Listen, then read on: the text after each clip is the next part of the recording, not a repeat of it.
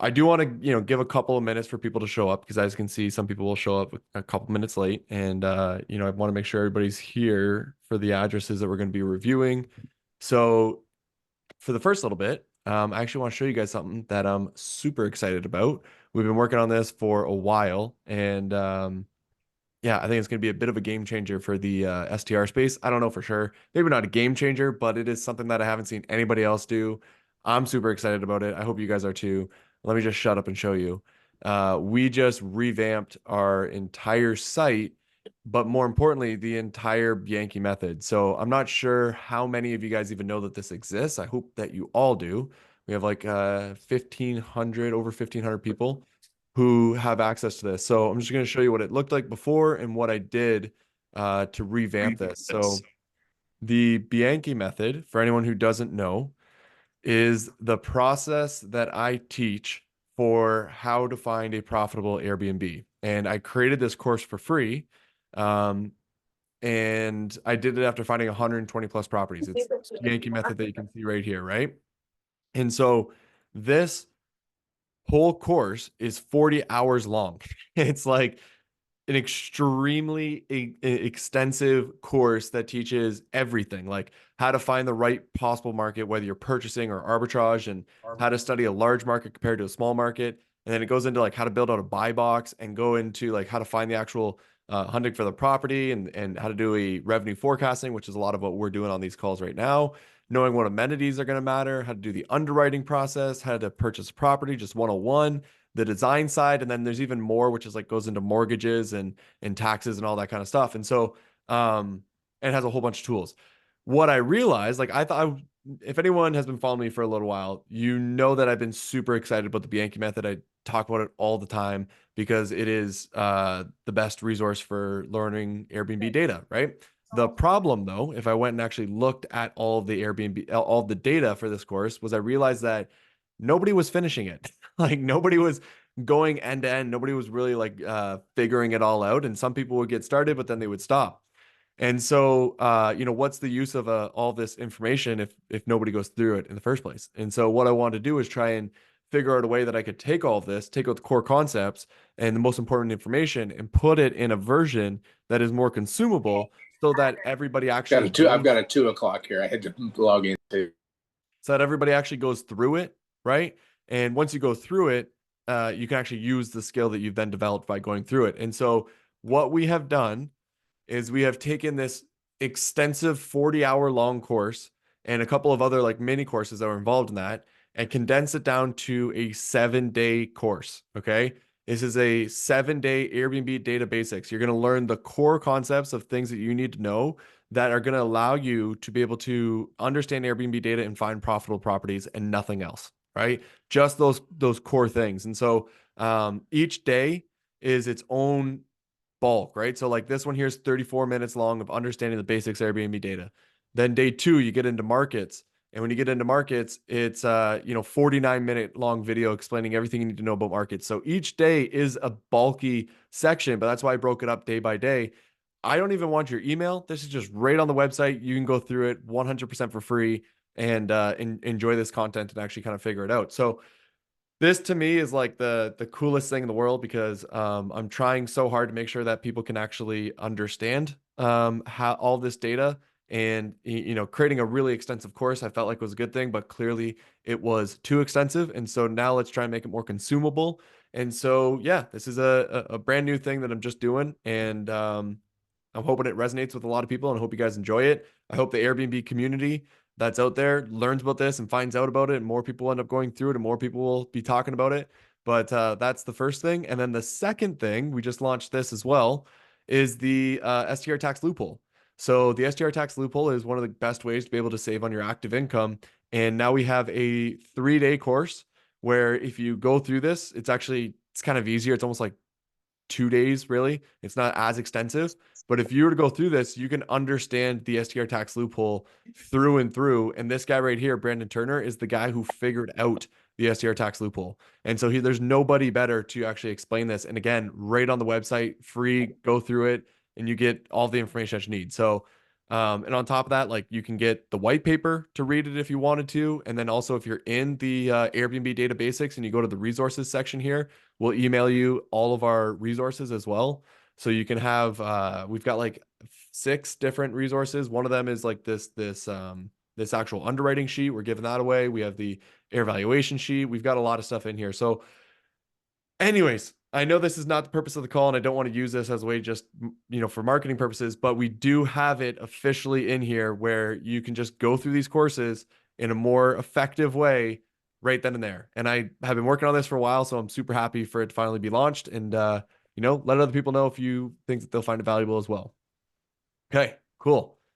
Got through that. What I would like to do.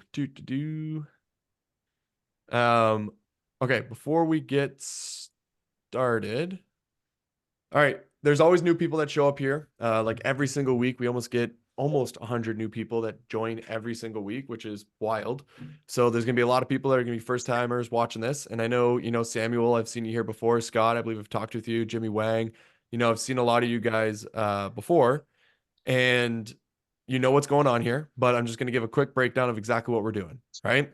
My goal is to be able to use this time for 2 purposes. One is to help you guys understand the process that I'm going through to be able to evaluate these properties and determine if they're actually profitable or not, right? I want to try and forecast them and then underwrite them and have a discussion based off of your budget and your preferences to figure out if these properties are worth it for you, if they meet your expectations, because everybody is a little bit different, right? And so that's the main objective, is that if you don't get your property analyzed, at least you're learning the process and learning the little things as we go through. Because if you learn this one skill, this one thing that I am doing right now, it'll stop you from buying a bad property. And if you don't buy a bad property and you buy a good one, then you're going to be able to want to continue to do Airbnb. You're going to make money. And like, that's great. Why wouldn't anybody want that? Right. So the objective is, if I can transfer this skill that I've built out to everybody within the Airbnb community, then people stop buying bad properties and saying that Airbnb is dead, and they'll be smarter about their purchases. And that's kind of the objective I'm going for here. Okay. So that's the first thing. The second thing is, whoever's property I get to review, obviously I'm going to be able to help you analyze that property live and hopefully figure out if it's going to be a good property for you or not. Okay. So with that being said, now that I got the spiel out, let's get into it. Let's get to the fun stuff and start analyzing everything. Tyler Jackson, you are the first person up. How are you doing, Tyler? I'm doing good. How's your day been? It's going good so far. Awesome. All right, tell us about this property, man. So, came across this property, been listed for a little while. It's a lake house in need of a little bit of updating. 3 bedrooms, 3 baths. The basement would be converted into some sleeping space, because we don't need to use the basement as recreation, because there's a separate building that could be the rec building. And so it's priced reasonably in that area. There's a couple hundred other Airbnbs in like the Lake District up in northern Michigan. It's like an hour south of the Mackinac Bridge. And Gaylord is kind of like the last stop on 75, with some major stores before you kind of get north and crossing over to the UP. Okay. I've been here before. My buddy's got a cottage up here, so I've been up there. It's a beautiful spot. Michigan cottages are really nice, and especially being right on the water, it's a big benefit. Is this blue building right here the building that you're going to be renting out? Blue building is just a garage. The Okay. building behind that is brown exterior, but it's all pine in the interior. Um, that This? one. Okay. Are they attached? Not attached. Okay.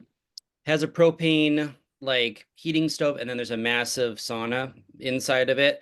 Um, the sauna is a little archaic, probably for renters. You have to load the wood stove from the exterior. So we would probably look at converting the sauna. I mean, you could put 16 people there probably in the sauna. We'd probably deconvert it and put it like a little private theater. in that room inside of that larger rec building. Okay. Um, okay. And then have you checked that this water is swimmable and there's no issues with water? Water is swimmable. Yeah. Okay, cool. And then There's how, public access across the lake. It's a quieter lake for sure, and there's a chain of them. You can kind of like canoe or kayak into 4 different lakes in that area. Um, okay. but yeah, And then this land here, is it flat or does it all slope down into the lake? it's pretty flat. Okay. Okay. So let's start over here, which is where we always start. And I'm gonna give me 1 second here. I need to sign in for some reason. Okay. So what we want to figure out is good property. I appreciate the breakdown. That's super helpful. The fastest way to figure this out is just to figure out your breaking point, and then we'll go take a look at the data. Okay. Yep. So step one is the property is going for 459. So let's put that into the underwriting sheet. How much do you plan on putting down? Putting down 20%. We did because it's been on the market. I did get a lowball offer accepted of 429. Okay. And then contingent on inspections that happen later this week. Okay. And it's covered in snow right now, so it's kind of hard to see the yard, but from the photos and being there, it looked pretty flat. Okay. Sounds good. And the interest rate, would it be 7.5 roughly? Be approximately, yeah, it'd be Okay. a DSCR loan. And how much do you plan on putting into the property? Um, Amenities or renovation would be around 50K, and then amenities would be another 40. Okay. And the operating expenses for this property. So I'm just going to list these out. I just need you to give me a rough number. It doesn't need to be perfect by any means. But I'll go one by one and you just give me the number. So for internet, what do you think it'll be? Um, Internet, I had 90. Okay. And water? It is on a well, so that's minimal. Okay. Electric?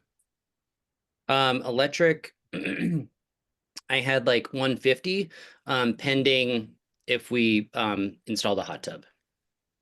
Okay. Natural gas? Propane. Okay. And what's that going to cost you?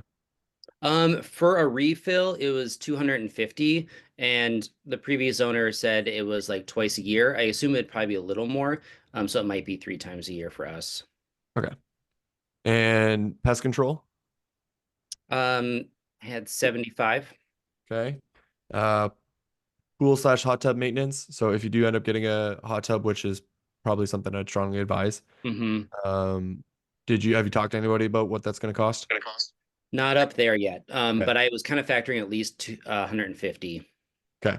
And then outdoor landscaping. For lawn care, landscaping, I had 150. Okay. Supplies, soap, shampoos. Um, 75. Okay. And then do you know what it costs to get the property cleaned, roughly? I was estimating around 250. Okay. That being it. Let's figure out your property taxes.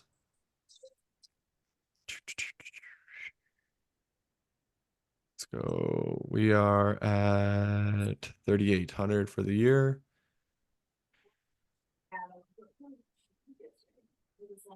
Leah, could you try to mute people as they are coming in? Thank you. And then insurance. What do you have your insurance at? Insurance, I had it 200 a month, 208. And we'll do some CapEx around 300. Does that work for you? Okay. So the total operating expenses for the property will come out to about $40,000 a year. The debt service is going to be about 28, which makes your break even around like 68, 69,000. So if the property broke even, would you move forward with it? You're muted, Tyler. Sorry. I probably would. It would Okay. be nice to have a little bit of a cushion there, but that is kind of the bare minimum. Okay. Sounds good. And so we can see, so if I were to use the tool I'm going to use here today, guys, is the draw tool. You don't need the software subscription that has this draw tool. You can just typically just come in here and click these different subcategories and get it. But because Gaylord is right on the edge with this one up here, I'm going to use the draw tool to just grab the data that would fall within the highway here without getting too close to some of these other towns. I'm going to grab Cadillac because I know that one. Now, Michigan is kind of an interesting area to analyze because of the way that people travel within Michigan. It's not just like one spot in Michigan that they tend to go to. It's anywhere in Michigan. So like I'm directly right over here, over in Canada land, and whenever we go over to Michigan, we will go sort of anywhere within Michigan. It just kind of depends on the home because it's all very similar across the board. So grabbing this tiny little spot might not be the best, but this is going to be the closest without embarking into Traverse City, which is going to be the luxury area, and I'm not getting too close to Petoskey or anything up here. Like I'm kind of staying away from the real tourist spots that are like more expensive and more demand and things like that. And I'm trying to stay more in the center of the mid. So that's why I grabbed that general area. I probably could have gone a little bit further down over here, but for now we'll just work with what we have here. Does that make sense, Tyler? Yep. Okay, cool. Now I'm just gonna reset all of my filters and I'll explain exactly what we're doing.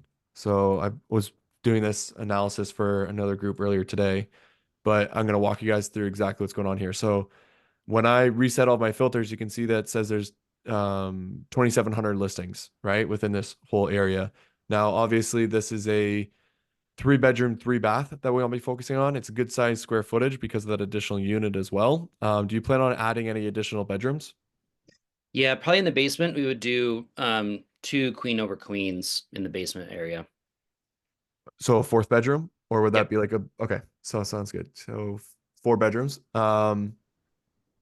So what I'll do, because there's a lot here, I might adjust Yeah. this afterwards, but I'm going to start with 3 bedrooms all the way up to 5 bedrooms. That'll kind of keep me within that range. I'm most likely going to get rid of the 3 bedrooms because there'll be a lot of those that is probably not going to be super helpful. But I always like to start broad and then kind of bring it back down as I keep going, right? Hmm. Then from there, we want to look at entire places. We only want to look at houses. I'm going to click apply. And that goes from 2,700 down to 536, which is super helpful. However, we always want to make sure we're only looking at good data. If you want to learn the difference between good data and bad data, watch day one in my on my website there. And now we're looking at only properties that are 271 days and then also getting rid of the review count. Okay.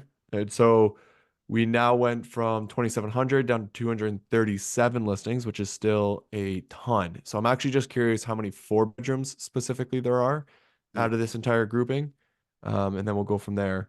Now there's properties that are on the water over here, on the water over here. There's some up over here, over there. And I'm gonna treat them almost all the same. Okay. Would you like the logic that I'm using here is that if you're going to Michigan and you're getting on a lake, there's not going to be a gigantic difference between one lake and the next lake. Some lakes are going to be a little bit bigger. Some lakes are going to have some restaurants on them, and that would make a difference, right? I'm assuming that maybe this one over here has something going on like that. And you said that your lake is a bit of a smaller one, but you still have boating access, and it's swimmable, and like those are all positive things, right? Some people Hmm. have lake access in Michigan where like you can't even go in the water because of E. coli and things along those lines, Sure. right? Okay. So now we've narrowed it down and we're looking at 73 listings that are all 4 bedrooms within this general range. All right, now we get to the difficult part. So you said you're okay with let's call it 70,000. And so what I want to do is just simply figure out, can your property make 70,000 or not? And if it can't, then we will move on, right? Simple as that. Hmm. So let's scroll down because what's going to happen here? Ooh, there's a big drop off. That went way faster than I was expecting. Um, Sorry, we have like some properties up over the hundreds, and then as I scroll down to like the 16th property, we're already in 65 out of Hmm. the 73. So there is a very quick drop, which I was not expecting. So the question then becomes, can your property do better than, let's say, these 8 right here that are doing between 56 and 64? If we look at them all and we say like, yep, you can do better than those ones, then we would feel comfortable that you'd probably do about $70,000 a year, right? Does that make sense? Hmm. Yep. Okay. With that being said, do you have any other Airbnbs? Not right now. Okay. Okay. Let's start trying to find which ones are on the water. Let's start here. This one's doing 68,000 throughout the entire year, which is pretty close. Okay, it's hosted by Evolve. I'm going to ignore it. I never use Evolve's data. It tends to be inconsistent, and that makes it really difficult to use. I don't see anything that's on the water here or on the water here. This one looks to be waterfront. It seems like a different type of property altogether, but let's take a look. Sorry. Before we go into these comps, I just want to make sure I have a full layout of the property because I need to be able to compare apples to apples, like as I'm going through it. And I know we quickly looked through the property a couple of times, but we haven't like Mhm. thoroughly digested it, right? So to be able to look at this and know if we're comparable or not, I need to know what I'm working with here. So the kitchen is good. Living room's kind of like right there in the kitchen. I don't really know. It doesn't seem like they Mhm. have a TV set up anywhere there. Oh, there it is. Um, but it's like living room right in the kitchen. I don't see a Right. dining room yet. Probably right there. So this is just in the sunroom-ish, but you've got the dining Mhm. room set up there. Right. This looks to be a bedroom, I would assume. Yep. Okay. Bathrooms. You said you're going to update some of this stuff, so I'm just kind of taking that into account. Mhm. Bedrooms are not massive by any means. This would be the fourth bedroom you're saying. Correct. Okay. And then this is going to be your game room center. Mhm. You're going to do a bunch of different little things with this. And Yep. then you've got a deck up here and some sort of deck down there. Looks like the door's kind Yeah. of fallen off, but The door's a little falling off. There's like a screened in area under there. okay. Mm, Probably like a Probably good spot for a hot tub. right. Yeah, Not that's much what you're else. thinking. Yeah. Okay. Doesn't seem like you can really create like a connection between these two unless you like overhauled the whole property or made a tunnel. And I don't think you want to do either of those. So Mm, people are going to have to walk outside in the winter to go to the right. game room, and it's just a part of the property. But I'm taking that into consideration. It seems like there's a fire pit kind of right down by the water, which could be pretty nice depending on how it's set up. Hmm. Um, a lot of good things. One thing I would look into as well is like knowing if people rent boats out here or not. So, do you have to do your other competitors just give away a boat and be like, hey, here you go, just sign this Sure. option, or can you rent it and make some additional income, right? Yeah. Um, okay, cool. So we have a good layout. The definitely needs some work. I think the one thing that I'm concerned about is this room right here. I don't know if it's prob I guess it would be temperature controlled. Um, Yeah, there's some vents, and ironically, that was my concern too, because when you're inside, like just not being able to have a better access to the sea in the lake. So we actually have a contractor quoting taking that entire wall out. okay, that actually nice. I like that. Yeah, That's a good move. Cool. And that just leaves you with these nice views, which they should definitely take better photos of the views right out the back like that. That I know. could be so much nicer. Okay, so now we know what the property looks like. Let's go through these homes. This one only has 21 reviews, which is kind of making me a little nervous here, but let's check to make sure that there's a review every single month for the past 12 months. Looking good so far. Actually, like pretty solid all the way through. Okay, cool. So feel good about that. It's also showing up in the top 5% of homes, which is pretty awesome too. But again, it's smaller areas, so who knows? Not the best photos to start off. Really nice views.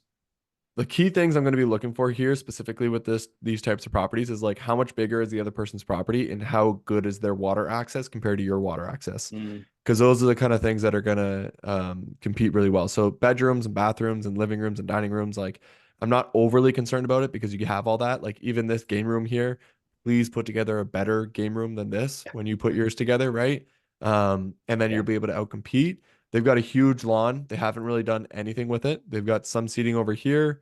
Um, I don't see a fire pit yet. They've got cornhole, barbecue. That's their waterfront access, which you can see the muck, so it doesn't really look like you can put in a boat right there, but it's not really like a Mm, beachfront. I mean, I don't really know if you'd call that beachfront, but it's hard to gauge how swimmable that water is going to be from these angles, but it doesn't look great. It also doesn't look like the end of the world. And a little bit of a fire pit. So in my opinion, this is a home that's very easy to outperform. You've got no interesting amenities. They haven't done anything with the yard. Their Hmm. waterfront access is not really all that great. I would be trying, if I were in your shoes looking at this property, I'd be trying to understand like, can you just walk right into this water and start swimming, or are you walking through like muck and Mm, gross things, right? Like, is sure. the access itself very clean and easy and people do that and they swim around and come back in, like, you know what I mean? It feels like a beach, or is there something else that's going on there? So that's something I'd be keeping in mind. But in my opinion, you can outperform this property. You'll sleep the exact same amount of people. Your lake that you're on is much smaller Yeah. in comparison, but I don't think that's going to be too much of a concern. So this is on one of the bigger lakes, Hmm. which is nice, but they don't even have a boat, so just another thing to call out too. Okay. Let's go to this next one. This one's on VRBO only. I'm not a huge fan of that, and the listing didn't show up because it's not real. So, or sorry, it's taken down. So that's bad data. So we'll just move on to the next one, which is going to be this listing right here. Um, I think we're going to see a lot of these right here, this sort of top 5% idea, because I think each of these different little markets Hmm. is its own thing, right? And so if there's only a Sure. handful of listings, it's not going to be the hardest to get in the top five with some good photos and good management. So just keep that in mind. Yeah. And then let's check the reviews. Tons of reviews. This is great to see. Every single month, there's a lot going on here. December. Okay, cool. I feel good about that. Really nice looking cottage to Yeah. it. I don't know if what does yours look like from the front. Yours is kind of a house. Yeah. It's more of a house. Yeah. So this is more of like that wood cabin kind of feel. Luxury cabin is how they're listing it. 12 guests, 4 bedroom, 2 bath. It's located not on water. Okay. Mm, All right. I thought this was on water. I guess I didn't double check for that. Um, so it's just going to be a nice little cabin. You're going to be able to outperform it. You'll be on water. Take good photos just like they did. Design it well just like they did. Add the right amenities, and present the water better than what they've done here. Like, and you'll be fine. This is not a difficult one. Super cool place.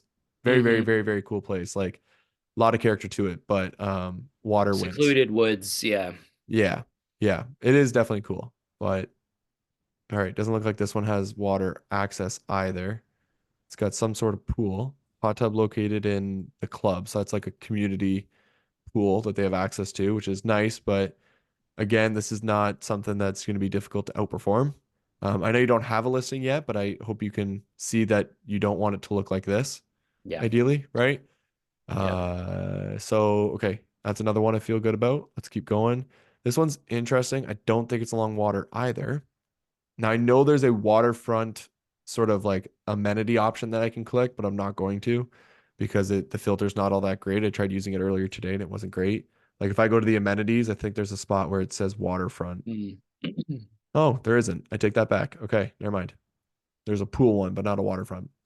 So this property here is just going to be a property that's really big, not a great listing. It's only performing well because it's big, right? Happens all the time. It's a like in reality, if this listing were to take really good photos like this one did, it would make quite a bit more. But Mm. because they didn't, it's making about the same, right? Yep. Actually coming out with a YouTube video about how to find these types of properties if you want to save a couple bucks because it's a great listing. They just took bad photos and it's now cheaper because of that reason. Mm. So we've got this listing here, which is the only one that's been along the water so far that we feel confident about you being able to beat. And then these three, all not along the water. And I feel confident you're going to be able to beat them. Let's keep going up a little higher. We got finally a waterfront one that's actually in Gaylord as well. We go 3 weeks. There's no November. I don't think that's going to be the end of the world, just knowing that that's probably slow season, right? Sure. Let's see. November, look at that, 0% occupancy. That is a beautiful thing to see. No reviews in that month and no occupancy. Right. That's exactly what you want. That's how you feel good about the data. August, July, June, May. Yeah, so this is great. This is good data all the way through. They're waterfront. They got a beach. They're a 4 bedroom, 2 bath. I want to see exactly where in Gaylord they are. You would probably, so that's the reference there. And then, okay, so they're like right over here. right over here, and you're right over here. Not a big Mhm. deal. Again, it's not going to make or break, but it seems like a similar sized lake. Yeah, similar sort of similar. Okay, cool. So super easy to outperform these guys with some Mhm. better furniture, better design. I mean, there's nothing here whatsoever. So this is a Mhm. really good example of a property that's simply performing well because they have a beach, right? Yeah. Private beach. That's what they've got. Now they've got a listing that's not very marketed well, but it sleeps a lot of people. It's going to give you exactly what you want. You can hop right into the water. You've got access right from the backyard. It's private. You still have neighbors. You got a nice little fire pit set up here. Beautiful backyard. I mean, like your place though, if you took the right photos in this backyard Mhm. looking out to the lake, that's a Right. pretty easy, right? I don't know why they don't have a single photo of the backyard I showing know. right to the lake. Um, anyways, so the like the high end photos like this are good, but don't give you an actual reality of the view when you look out. And I think that's what a lot of people want to see. Cause like a photo like this, you feel yourself standing there looking out. Like that's a Right. beautiful, beautiful photo, You right? picture yourself on vacation there. Right. Exactly. Yeah. You're like, ooh, I want that. I saw that and I was like, I'd probably rent this place. Like just looking at it, regardless of what the home looks like inside.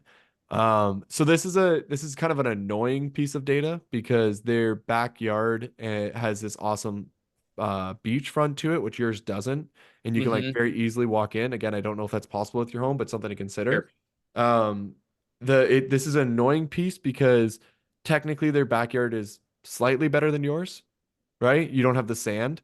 Yeah. Um, but the inside is so bad that like, if you did a really good interior to make it so that people would want to stay there in the winter as well, right? Mhm. And you did a proper job with the backyard, you'd probably do better than this one, if not just as well. I could see you doing better if you just did a better job on the interior, right? Uh-huh. So I think that's at 65. We've gone through five pieces of data now. Every single one of them is telling us that you're going to be good, to do better.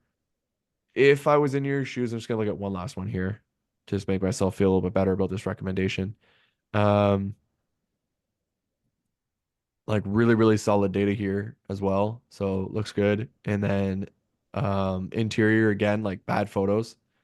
This is pretty brutal, right? Yeah. That's bad. Um, and like that's a good photo showing off the lakefront, but they don't even have nearly as good as views of you. All these photos are extremely dark. The design is extremely dated, but again, they just have the solid setup, right? Yeah. So, yeah, I mean, I'd be surprised if you didn't make over 75,000 a year with this property. Okay. The one recommendation I would make though, if I was putting my money into this, is definitely figure out what's going on right here, right? Talk to the realtor, tell them to go walk in and get a video, Mhm. like Yeah. walk into that water. And is it sand that we're looking at, or is this like something else? And then additionally, could you get sand right here, right? Like, Right. could you create your own little beach right Mhm. here and throw some sunbathing chairs and some umbrellas and make it feel Mhm. like, you're down in Mexico, even if you're not. And then everything you could do right here on the lawn is going to be the stuff that allows you to dominate. I like this property. I like it a lot. Cool. Um, yeah, it's kind of a pretty straightforward one. Thanks. Any thoughts or questions on that? Yeah, I mean that was kind of my gut is that it's a dated house. It needs a little TLC, but adding some of those amenities, with like a hot tub and using that building that's already there as like a game rec building, big TV, pool table, some of those things, arcade maybe. And you just don't see that up in Gaylord as much. And being able to have some of those things along with the waterfront, I felt like Mhm. it was a safer bet. But yeah, it's nice to have you analyze that. Yeah, good to hear. So I like it. I'm a fan of Michigan. It's a market that I've been analyzing for a little while, so I still feel comfortable like talking about it publicly, because I haven't figured it out fully, but I feel like it's a super interesting market if you can kind of nail down the right area. And I mean, if you're okay with that property just breaking even at a minimum, Hmm. you're good. I'm Yeah, sure you'll do better. cool. Thanks. Yeah, man. Good. Well done. Love seeing Appreciate that. it. Okay, cool. So on to the next. We got Scott. Scott, Pilgrim. How you doing, Scott?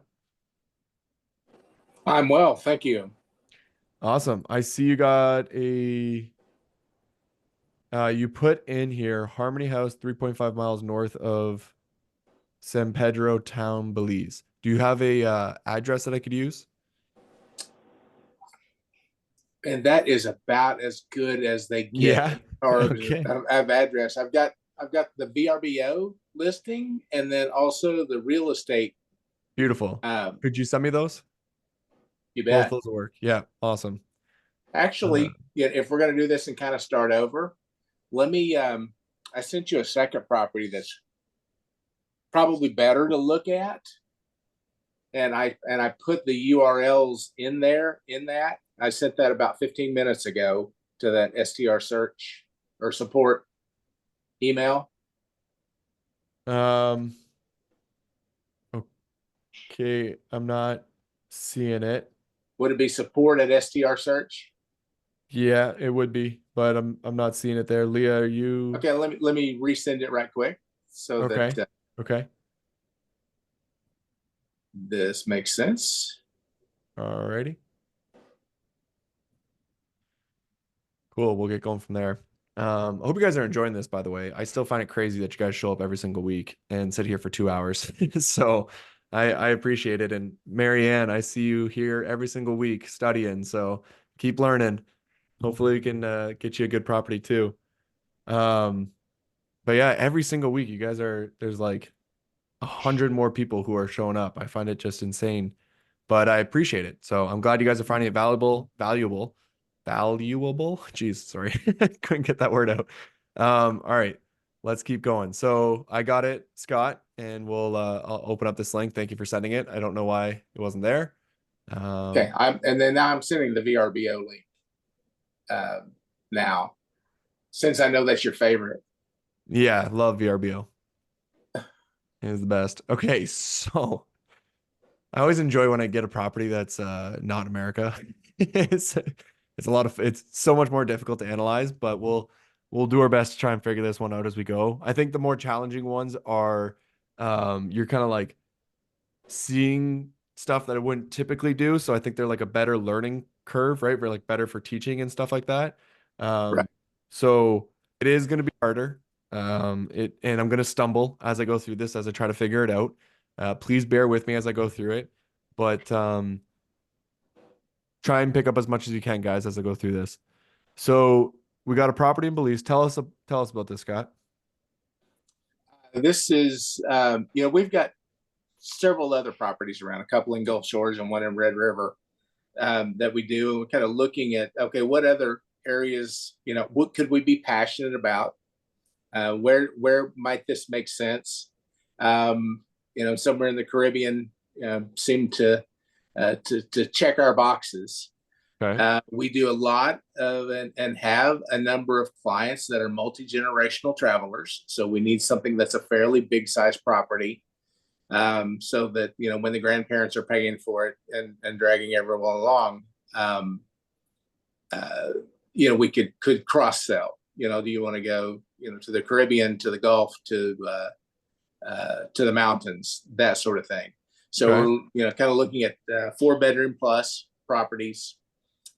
Found this one. It's listed for a little over $1 million, and on VRBO, it looks to be very well rented, just based upon the availability calendar, and has lots of amenities that we're not used to here in the States, including an on-site caretaker that would also act as the chef and sounds like Girl Friday kind of thing as well. Okay. Is that $1 million US? Yes. Okay. Um, just over. So did I get that right? Not even close. Okay. And how much do you have to put down on this property to be able to move forward with it? Would you probably pay cash? Okay. And then what do you plan on putting into it? It doesn't look like that it needs a whole lot, but would probably want to put $50,000 in the budget to do that. Okay. And so, do you know what the expenses would be? Do you know if any of this would be need to be changed drastically? You know what? Let's just go line by line. Do you know what the internet would cost? Uh, Probably about $40 a month. Okay. And then the water? I don't know, but I know life is cheaper down there. So Okay. I'm expecting utilities to be somewhere south of 400 a month for everything. Okay. Let's do 350. We'll get rid of those ones. Pest control, do you need that as well? Minimal, Okay. 25 a month. Alrighty. Pool maintenance.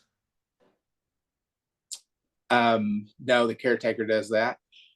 Okay. Outdoor landscaping. Caretaker does that. Awesome.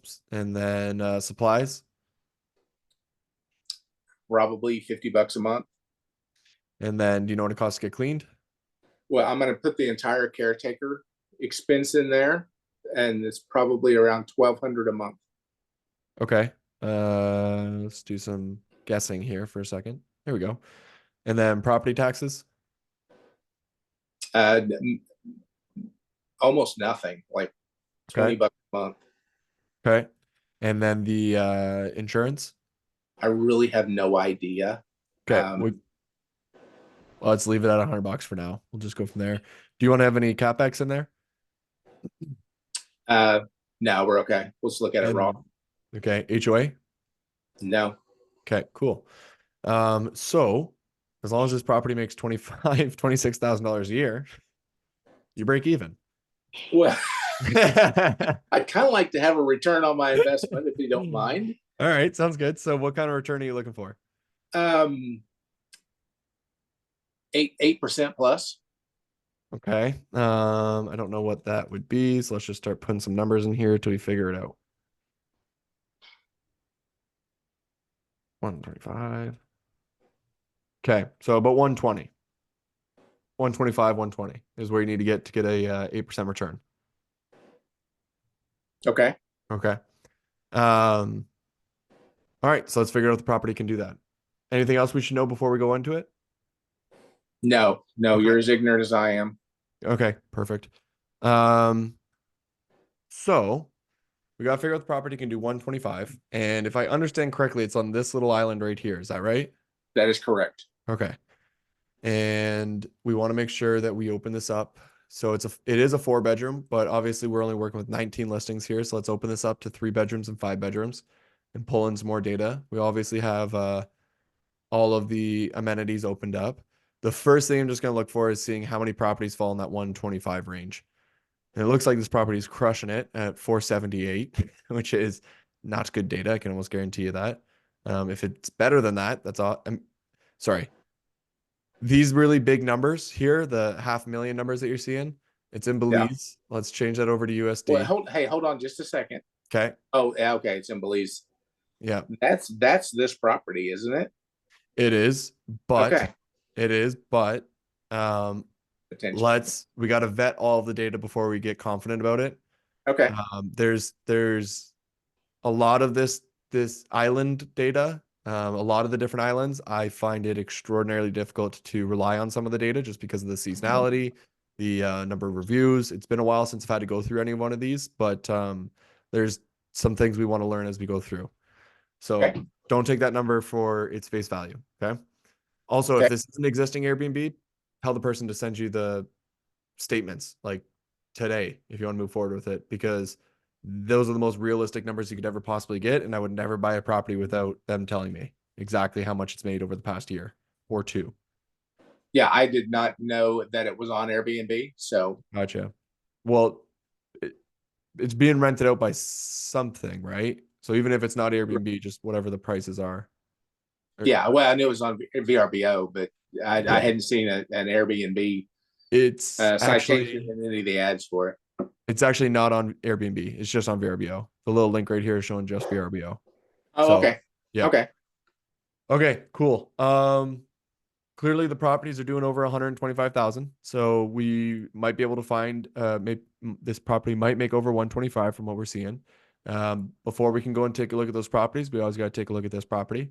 And so I would assume the major selling point here is the pool that looks right out to the ocean. Yeah, And well, I mean, you'll see a picture of the actual beachfront, which is a bigger sales than me, okay, or the okay. pool to me anyway. Oh, okay. And so beautiful, good sized little back patio space that we got here. Um, I don't know what that is there. The interior is good size. You know, nothing too crazy. We're not working with like a luxury property. But it's still a really solid property, solid kitchen, a lot of space. There's room for people, which is really all that matters in this scenario. And so, is this the beachfront? No. Yes, sir. Really? Yes, Jeez. That's the backyard. yes. Okay. That's impressive. Um, and that's swimmable water. Like you walk right in and you're kind of good to go. I think so. Yes. I mean, and in the kind of back of the ocean part of the picture there, you can see the barrier reef. So it He, looks like that you can actually kayak out to it and snorkel. jeez. Okay. And it's, there was another photo. So where was it? Oh, this one here shows off these poles that are in there. And I'm assuming that's what we Yeah, saw you up the road. see the water hammocks. Yeah, these ones right here. There Well, you go. I thought this was from like a resort down the road or something. Um, all right, well that's super interesting. The one thing I am curious about though is like how uh soft is it all sand all the way out or are you hitting rocks? Are these like rocks that we're looking at right here that you have to walk through or something along those lines? Just something to keep in mind. I don't think it's going to make or break the property, but just something that's running through my mind as I'm thinking about it, right? It kind of looks like you hit rocks after a certain point, but obviously a ton of space to still walk out. Okay, cool. Beautiful, beautiful, beautiful property. Only $1 million. That would be like $10 million in America. Okay. So 125 is what we need to be able to make. I'm gonna try. So if I look at this property and this property and this property and this property, I can see that they're all bigger and better properties, just like more luxurious properties. So we know we don't need to directly compare with those ones. We can check the VRBO data here. I guess I already have that link up, and see how many reviews they received over the past so long. So January, December, November to August. So we're missing 2 months right there.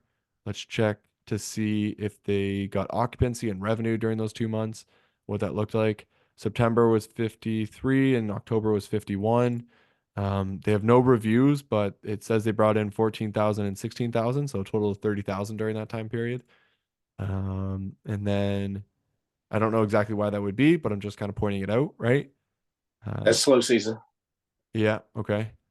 Um, June, May, April, March. I mean, it has like pretty well a review every single month. And then, slower, yeah, like the slower season or cheaper season at least, because it seems like the occupancy didn't dip too much. Um, there's no reviews. And VRBO, people don't review as often on VRBO, so that's one thing to keep in mind. In other words, like this could be true, I guess is what I'm trying to say. I still don't 100% believe it. I need to look at all the other properties around it to get a little more comfortable with that number, but it's interesting to say the least, right? Yeah. So that's the first thought. Okay. And then do you know if it's managed? I can see that it has this little tag up here. Do you know if this is a management company that is taking care of it or if there's any other company managing it at all? I can't tell. It's got a property manager listed down at the bottom that says it's a premier host, but I don't know if that's the owner or what. I have not seen it on, Okay. like a property management site like we would Yeah. have here in the States. I don't even know if they do that down there. I doubt that they have a third party property management company since they have a live in caretaker Okay. Okay. or at least living nearby. Okay. Um, all right, sounds good. So let's take a look at the one right beside it. So, we've gone through the data to try and vet it, but in my opinion, to like really feel confident about data, I want these properties to very logically make more money. Like I want these ones to look better, right? In comparison to this one. So that makes sense to me. And I want these ones to be worse. So it makes sense to me too, right? Sure. With that being said, I'm actually going to skip over this one for now because it's showing 278 is its revenue potential. It's missing about 3 months worth of data. In the 286 days, it's made $225. They expect it to make about another 50,000 during the next 3 months. And so this one is technically should be here, and this one should be here. And that would put us in the right order of properties based off of revenue. So I'm gonna not look at that one yet because otherwise it'd be confusing. And this one should be fairly similar in what it's offering with in comparison to yours. Um, and if true, they're both roughly making around the same amount of money. And so we will figure that out right now. So 3 weeks, December, November to August. I think this is going to be a VRBO heavy market. So I'm going to have to look through VRBO quite a bit as well. They got 5 reviews over here. December to July. And they were missing November, October, September, and October again. So it's slow season, like you mentioned. So it's not the end of the world, but we go August straight to May. And over here we have one July, another in July, a June. So we've got all the months covered so far across these two different platforms. And then we get to April, March, we get to February. Okay, it's like one review per month, which is kind of crazy. The occupancy here is saying 74%. Um, Man, this is tough. It's tough because there's, we go to some other places, 74%, there's reviews left, right, and center. And so you're like, okay, clearly this is a full-time host. I can see how many are going on here, but with this, we're seeing like one review every single month with a couple of missing. It's like, well, is that actually real or not, right? So that's just what's running through my head. I think this property itself is like the building is nicer. It's got the pool. It doesn't have the walk-in beach like you do. Its neighbors area is like not as nice, but it's got a nice pool. So your beachfront is probably, if these two are true, I would say the beachfront is the reason that it's carrying your property to the revenue number if both accurate, right? Um, but the interior is like bigger, it's newer. It's not exciting, but it still has a lot of those features. The bedrooms are nothing all that interesting. Um, it's got the pool, it's got this land right here, but again, doesn't have direct access into the water. So interesting. I could see ways where like your property could be better than that one, right? So, okay.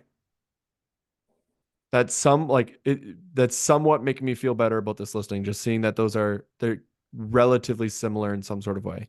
Let's go look at this next one here.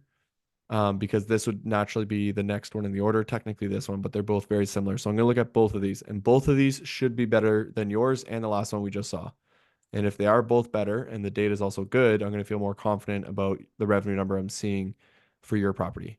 So January, December, straight to September, and I don't think this is on. Okay, we're missing. It's hard. That's 3 listings in a row with no reviews during that period. This one has a September review. Actually, it goes straight to March, so it's got nothing over the summer. So I'm gonna skip over this one and call it bad data, and then we're gonna go over to this one here, and take a look at it. It's got this same little tag. Book your vacation today. Still waters. I Belize. believe that is something that the government does on standards of cleanliness kind of thing. Okay. Okay, that makes sense. Because that does make sense because the listing that we're looking at is the one we're about to review, and it's not your listing. So then therefore it's not the property management company. This is a guest favorite, which is nice to see. December, November, straight to June. They are in VRBO as well, so let's check VRBO and go from there. 42 reviews, that's good to see. I know they have a private website as well, which I just closed up, but if they're getting direct bookings, that could screw up this data as well. Just something to keep in mind. But January, December to October. And if we just recall here, we have December to November. And then we're hoping for there's no August reviews, and we go straight to April. So no August, but we have June and July, April and May, and we got March as well, and then it goes straight to November. Let me just check that website one more time to see if maybe we can see any reviews there, because that would once again make me feel more comfortable with this data. Stillwatersbelize.com. And if anyone's like wondering how the data would work here, if it gets booked off of this private website, that calendar is automatically connected to Airbnb and VRBO, and so it'll just show up as like a block, like as if somebody had just booked, and the algorithm wouldn't really be able to tell the difference between the two, and so it just counted as a booking. So that's why I would be okay with using this, even though it's on here. See, it has testimonials, but I highly doubt this is. Oh, look at that, July 2024. January of 2024, and then we go to 2020. Okay. I most likely believe that this is real. I'm kind of on the edge with this one, but there's a part of me that kind of feels a little bit more confident with it. Um, and I can see you have your hand up. Do you want to ask a question?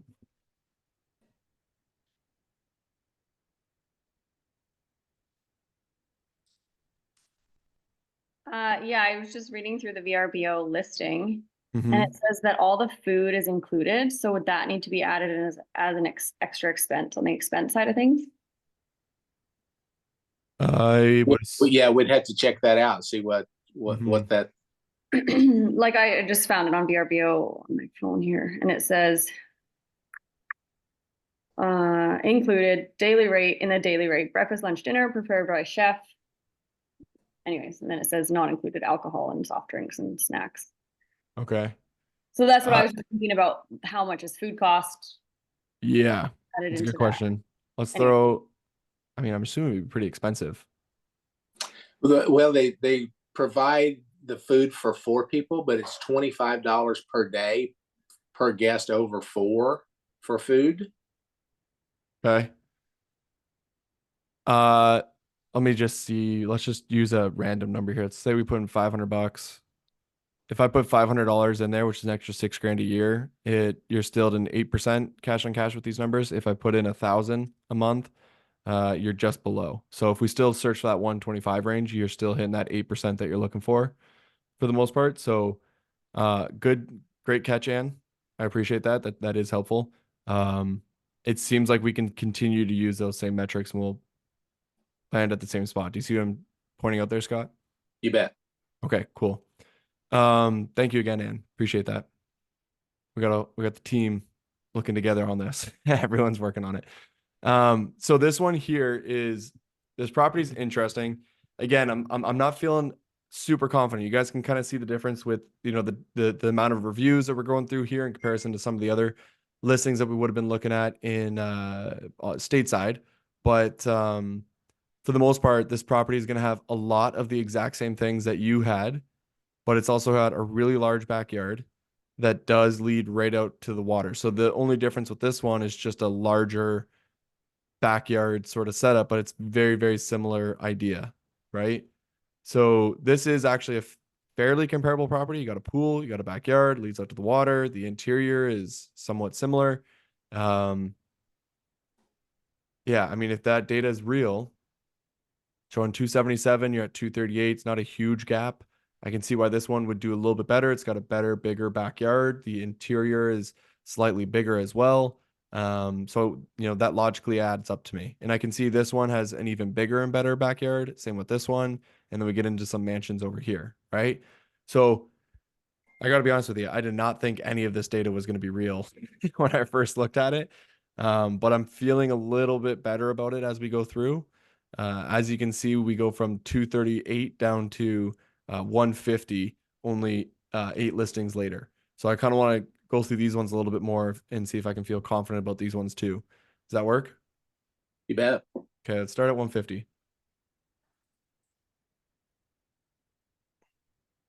Let's see. Hold on. I don't even know if I need to look at the reviews here. It's got a pool. It's got this pool and a community pool. And It's not beachfront. no, it's not. So we can ignore that one. Let's go to the next one. Also 156. Close to beach. Is this not their backyard? It does say close to beach, and if that's what they're saying, they're super close to the beach. Yeah, very poor marketing. Yeah, right. It's hard to gauge if this is like a part of a condominium. Oh, that That's what looks it looks like, right? Maybe not a condominium, but like a. I'm having a tough time understanding this home. Here's another kitchen. So that's a kitchen. And there's another kitchen. So there's two separate homes here. Or a duplex. Here's another unit here. Let's go look at the reviews. What are we doing here? We only got 10 reviews on Airbnb. Let's see what we got on VRBO. I sometimes will get into the photos before I should. Closest secret beach. So it does say beachfront and then close to the secret beach. January to October. And we got 1 week ago, which is January as well, and then to April. So we're missing a handful of months again. December, November, then we go straight to July, and this is already in April. So then we're missing the summer as well. So I'm not going to trust this data or use that. Let's move on. 134 here, really nice backyard setup. Looking out to the water, 134, 5 bedroom. See, January, November, October, missing December, missing September. Sorry, December and September, July, missing June, April. Geez, missing quite a few months there.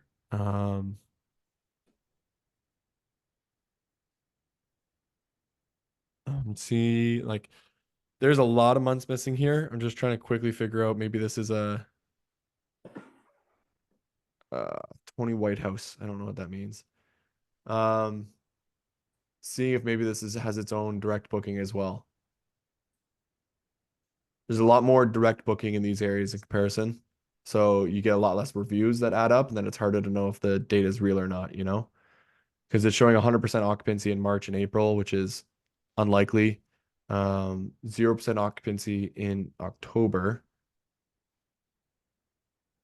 But I got a review in October. Could have been from maybe the month before. I'm not feeling confident about this data either. Just so you know, this isn't adding up to me. I think I'm looking at the right property. Yeah. So I'm not going to be able to use that one. Let's go to the next one. This is on Vacasa. Never use Vacasa's data.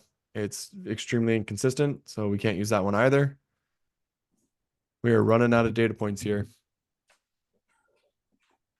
Okay. 3 bedrooms, 1 week, 3 weeks, December, November, September, August, July, June, May. So this one looks good. Like good amount of reviews just on Airbnb alone. It's got its certificate. Maybe that's something we should be looking for. Living room looks right out to the beach, so we know we're on waterfront. Weird little. Oh, that must be there's a 2 beds in the living room. Interesting. Pretty ones too. Yeah, weird, eh? Okay. So I would say like obviously you're gonna have beds in. I wonder how many beds they sleep here. 8 beds, 3 bedrooms. Get 10 guests. You have more bedrooms, which is nicer. The quality of like the property though is kind of similar, right? It's not like some of these other ones which are like new builds. Mm-hmm. Fairly similar. Now, Scott, you said you had a couple of the properties. Could you send me the listing to one of those? I just want to see what your listings look like so I can know what your end one will look like. They actually look at though, this is actually quite big. Yeah, I can give you a URL, or you can look at your email. Um, Either or. riverlyriclodge.com. River. How do you spell that? River what? Lyric, Lyric, Lodge, Lodge. Oh, I was gonna ask. I knew I analyzed the property for you before, and I was trying to remember which one. And I was gonna ask you which property did I do, but Yeah, because I we ended up buying this one. did you? Well done. Love that. I'd love to know how this does as well. If you can, keep me informed every after the year. I'd love to know what the revenue ended up at. Okay, cool. So I know what your properties look like. This is a much larger interior than I was expecting from before. Like this other angle of the property doesn't really show it. I guess it kind of does. This is a strange, strange layout. I'm trying to make sense of this. So we have the double kitchen right there. And then if we go down over to this photo here, we can see that's the living room right there. That's the dining room. Another living right back over there. And then you have the open bedrooms over there, and then a bedroom right in the middle of this entire thing too. So super interesting layout, to say the least. Lots of beds. I'm getting a lot of people in those beds. They have 187 photos, so I'm probably not going to go through them all. But solid backyard as well. Um, Solid setup, like nice balcony looking out. They have a gate to the water, which maybe appeals to the parents that may be booking this out. But I don't know if they have actual beachfront access because they're not really showing it anywhere. I'm wondering if maybe there's like a cutoff because of where they are. And it's like that's they don't get the private beach, but they're right to it or something like, yeah, there you go. That's what I was wondering, right? So that's a big everything looked great. There's a reason why this photo is photo 157 out of 187, right? They're kind of hiding that down there. It looks like this beautiful beachfront property, but they don't have waterfront access. So that would be why they're doing that. That's awesome. That is actually extraordinarily helpful data, because that's showing 181, and we feel confident that you could do that. We know you could do better than this one doing 150. A lot of this was not useful data. This one was kind of making sense because we felt more confident about these properties here. So we kind of have this range now where 180. Because this we know you're definitely gonna do better than, and this one is kind of there. It's like 180 to 230. I can start to believe it. I guess is what I'm trying to say. Do you see what I'm saying, Scott? You bet. You bet. Um, Man, you find these super unique properties, eh? I like unicorns. Yeah, I can tell. How do you find them? Well, I kind of took some of your advice. You find where you're passionate. Hmm. Know what your audience is. I want something that's fairly big, and that multi-generational traveler that's not going to tear it up over spring break. Yeah. And then look for something that I would like to rent. Yeah. And if I don't like to rent it and I don't want to go down there and stay there, I don't want to buy it anyway, because Right. if I don't want to go there, it doesn't make sense. So Yeah, I like that logic. I find like I've heard it a couple of times where people like I just did what I would want, and doesn't always work out, right? Some people will like splurge, but I feel like it tends to actually do better than what you'd expect. When you focus in on what you care about, because you know how to serve yourself best, and then there's other people just like you that want the same thing, and then all of a sudden it makes it a lot easier to be able to hit those numbers. So here's another one. I think we're actually pretty good here. So this is a really obviously really nice property, but it's not beachfront. It's the same idea as the other one. It's in that same sort of community along whatever canal is in this area. And that one has really good data as well. And it's also doing 180. So yeah, I feel confident that at a minimum, you're going to do over 125. Um, it seems like 180 is very achievable here, up to 200. And let's call it 225 because that's what we're doing before. But if I was in your situation, I'm not sure if you noticed, but I would personally say that every single last one of these listings was not a high quality listing. just due to the photos, right? Right. So if you're able to go into that market and you find a camera that works properly from this year and take some photos that look like this in comparison, you could probably give all of your guests significantly more confidence in the property that they're going to be booking out. And when people feel more confident about the place they're going to rent, they pay more to stay there. So, I mean, it looks like a great deal, I guess is what I'm trying to say. Everything's adding up. I was not expecting that at all, if I'm being completely honest. I thought it was going to be the opposite, but that's an absolutely beautiful property. That waterfront feature is super unique. And if you could just take proper photos and set up some good amenities and give it some good style, you could probably hit that 225 pretty comfortably. Okay, thank you. Anything else, Scott? No, now just gotta find time to go down and look at it.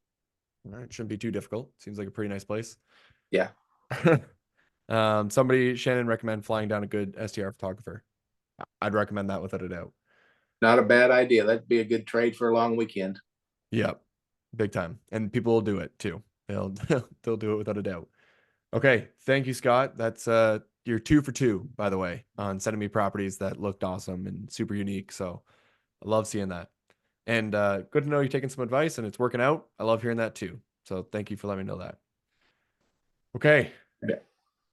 On to the next one. Let's keep going. Erica. How you doing, Erica? Erica. Did we lose her? You know, we've been going for a while.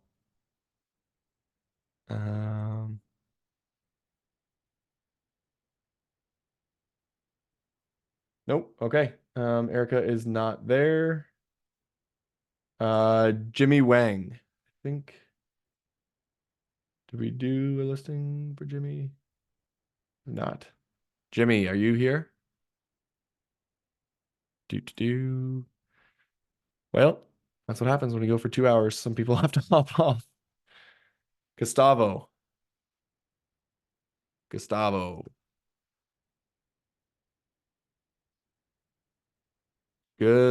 Nope. Okay. 0 for 3. Ann, how you doing? We're on to Ann. How are you? You just got super duper lucky. We missed 3 people. Super rare to happen. Oh, sorry. There we go. How are you? Good. How are you? I'm in Canada too, actually. Where are you in Canada? Just outside Vancouver. Oh, okay. The nice part of Canada. Yeah. Leah's although I'm going to Toronto tomorrow, so oh, I nice. pack my snowsuit. So yeah. What are you going for? Out of My curiosity. my brother lives in Toronto. Oh, okay, cool. So Yep, go ahead.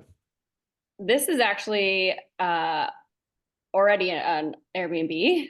Yep. It is what my best friend's Airbnb.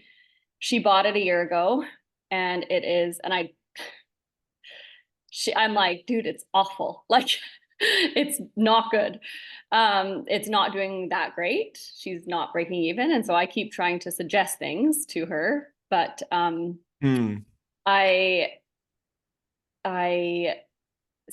asked if I could do this and have you look at it and see what she needs to change and update and all that kind of stuff. And she's like, yes, please do that. So she's ready to put a bunch of money into it and really like revamp it. Okay. But anyways, do you know her numbers by any chance?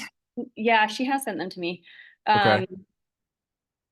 I didn't at first when I didn't realize this, like this is the first time I've been on this call, but I didn't realize it was for like new purchases. I thought it's for both. So you're good. Oh, okay. Yep, it can go either way. Some people are looking for some advice on like how to improve the listing. I can help with that too. Yes. And then other people are looking for the other option. So no worries, you're good. Let me can you send me the Airbnb link? Oh, yeah. In the chat. I was gonna try and look for it, but I think it'll be a little difficult. Yeah, it is difficult. It doesn't come up when it's how do I hold on, I've got to just okay. Sorry. Nope, you're good. Take your time. You gotta get all the information gathered, but be able to do the proper analysis. It's kind of fun doing this every single week. I get more and more relaxed with you guys. You know, the first couple of times it's just sort of intimidating. You got 40 people watching you, but it seems like you guys are enjoying it because you hang out for the whole thing. So I love seeing that. I'm glad you guys are enjoying it, and Okay, sorry, and my let more and more people know that we're doing this, and you can go from there. So let's take a look at the property while we're waiting on the link, and then we can kind of go from there. So we got high ceilings. We got this nice little area here, another area over there, and just interrupt me when you send it so I know. Okay. And then we have the a third area. So that's interesting. A little dining area over here. Kitchen. The reason I'm pointing out that it's interesting that there's so many different seating spots is because those are like opportunity spots where you can do things, whether that be, you know, some sort of like game room or something along those lines that can make the Mhm. listing more interesting than somebody else's. There's like a little island setup over here, which is kind of interesting on its own because it's not facing the kitchen, it's facing away. And then we've got the bedrooms of the bedrooms. Nothing overly exciting. There's a built-in hot tub, um, which very nice setup, even the way that's kind of built up here. Super small backyard from what I'm seeing. So there's not going to be a lot of room for additional things we can add to this backyard. And there's only a couple of photos. So the pool looks great. The pool deck, like all the work around it, is really, really clean. There's a little outdoor kitchen right over here. Nice covered patio space. Okay. Okay, I'm just the link. My computer is going super slow now. All of a sudden. No worries, no worries. Let's Oh, here we see. go. You got it? Yeah. Okay. I was gonna see if I could beat you to it. I know. And then you said you have her numbers as well, right? Yeah. So I was trying to find them. She had sent them to me a while Okay. ago. Okay. But I know that overall, like total cost for everything, I remember her saying it was $2,700. That's like Does that include so the property? Let's see what the property last sold for. We can kind of reverse engineer this to get to the answer. Where did it sell for last?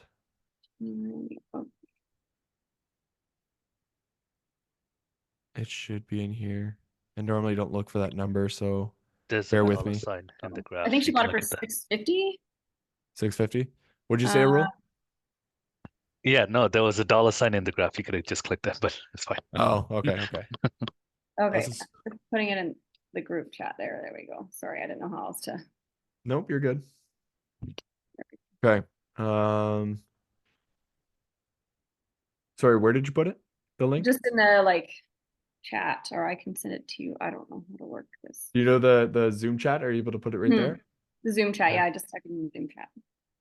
Did you send it to everyone or did you send it to so. one specific person? Because it's not showing up on mine. Oh, sorry. Yeah, I just sent it to. Hold on. No worries, that happens. I use Zoom enough so I know what's going on. How do I send it? Just hold on. You have to see where it says two and then it's blue. You got to click that and then choose everyone. Oh, okay, everyone. Yep. Okay, here we go. There And we then go. put it in there. Okay, there. There we go. Boom. Okay. Look at that. It doesn't look almost looks identical to the realtor listing. Well, so it had worse photos, and then she got the property manager to change to some of the listing photos, to use the listing photos as some of her first Gotcha. Okay. photos. Is the property losing money? Yes. Okay. It's like, I think last year, I think she said it lost a few thousand. A few? Yeah. Okay. So So I'm just going back to her texts here. Yep, no worries. I'm gonna pull up some data while you're doing that. I have a good grasp on this and the general area and all that kind of stuff, so should be able to figure this one out. Gotta get back to America. And then we're gonna get down to Phoenix, Scottsdale. So her total earnings after all expenses like rental income, the maintenance and cleaning fees and everything was 2023 was 24,900. So like 25 grand is what it brought in. So 25,000 is what she made. Yeah, that's what she put in her pocket. Yeah. But then 25,000 of like total revenue that came through for the yeah, listing, or money yeah, that she and then she spent? had to pay the mortgage with that the mortgage was 2,700. Hold on a second. 2,700. Okay. Oh yeah, so she was out. Maybe Yeah. she was out $8,000 that year or something. Okay. If the property only made $25,000 a year, unless she had like really low expenses, she was probably out quite a bit. So I don't know exactly what her interest rate would have been.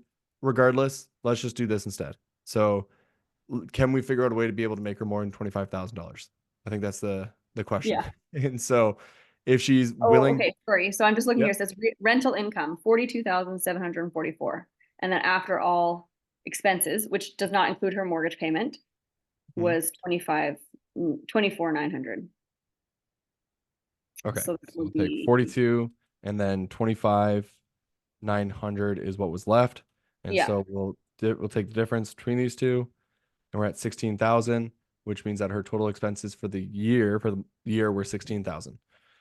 And Oh so yeah, so that makes sense. So she said her mortgage, her mortgage 20, yeah. So her mortgage was 2,700. So she lost, so in 2023, she lost $7,400. yeah. Okay. That was, Okay.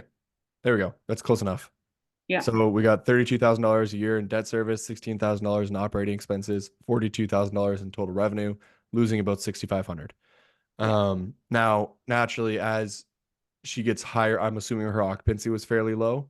So if she got higher occupancy, then that You might know what? increase from The, cleaning fees. I looked it up on AirDNA and I was like, oh, your occupancy seems kind of high, but the daily rate is like $100 a night, or like it's very low. So it's higher Okay. occupancy and then low. Um, Okay.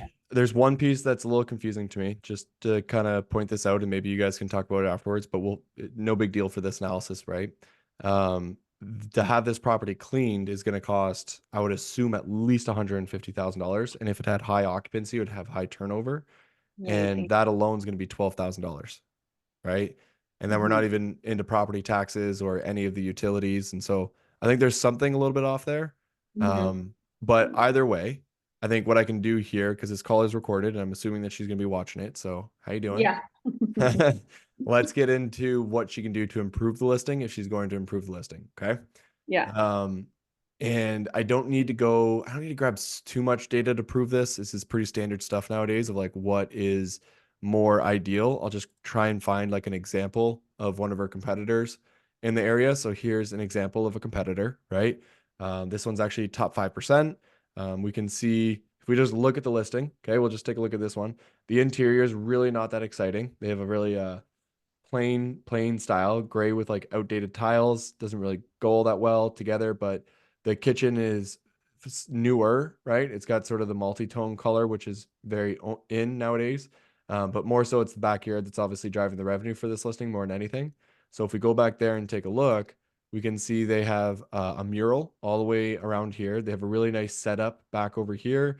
They have hanging lights all the way through. They have a putting green section over here.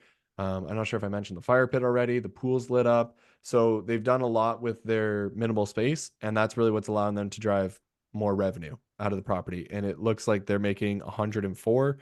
I'd have to triple check that. But they got a really nice bar setup here too. So the idea, right? And I'm talking directly to your friend on this one, is that this is your competition and they have more things. They are selling more things. They are when somebody goes to rent this property, they get this entire bar area set up in comparison to when they get your property, they don't get Well, any of that. what's funny about that is I had mentioned that to her too. You can't see it because there's no pictures of it. Really, stop right there. Yeah, right there. You can see it, but that's the Yeah. only picture of it.